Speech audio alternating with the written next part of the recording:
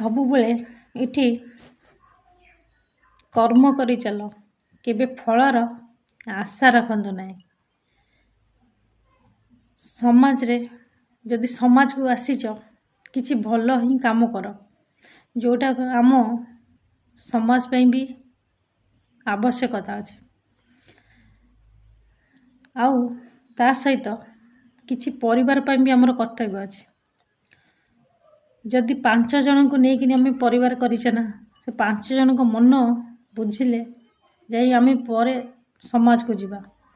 जदि आम निज घरे 5टा मन समाज रे माने बुझी घर परिवार लोक मन बुझी परिबानी आ 5 जन को बुझेले सेटा किसी माने न थाए। जो लोक निज परिवार को खुशी दे पारुनी से अन्य लोक को कौन खुशी दबो। बाहर भल हेले किसी लाभ नहीं रे भाई। जदि भल होउछ घरे भल हो। गोटे कथा मन रखिथे पिला मानन पई ताको बापा होउछंदी प्रकृत हीरो। काहेकि ना पिला मानकर सब खुशी अली अदली तांको बापा मन ही करंती। माँ ता कर्तव्य करे बापा ता कर्तव्य करंती। किंतु तुंड झाल तुंड झाल मुंडे मारिकिनी से आमको मनीष करि थांती।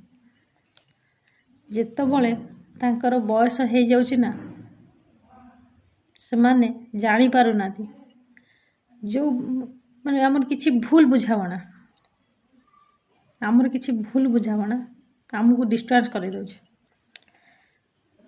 जो बापा आम न कहवा आगुरु से आम कथा शुणुला आज से कौन पे शुणुनी कहीं ना किछि खराब लोक तांको कान रे खराब कथा ही कहउचंदे जा फल रे आम संपर्क भितरे फाट होउछ।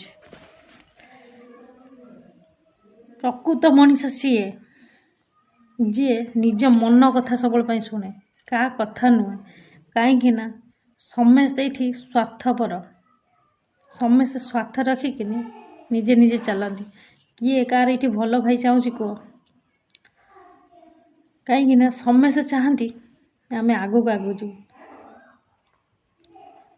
आउ किछि खराब लोक मुझे उद्देश्य माने एति प्रार्थना करुँची जो माने खराब चिंताधारा तुम अन्य लोक रखुच ना मु तुमको सजेस्ट दूची से खराब चिंताधारा आज हुए तो तुम पाखे नथिबो किंतु कालिका स्टेप रे से पोजिशन में जिते तुम आसब से पोजिशन में तुम ही सेटा अनुभव कर।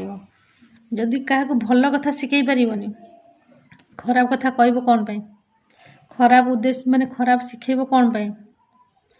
जदि गोटे घर गढ़ी पारनी ताले भांगिब कौन पाई ना। जदि गोटे भल पाइबा तुम दे पारनी भल पाइ माने भल तो क्या पाई पारनी भल पाइबार आशा कहीं रखुच।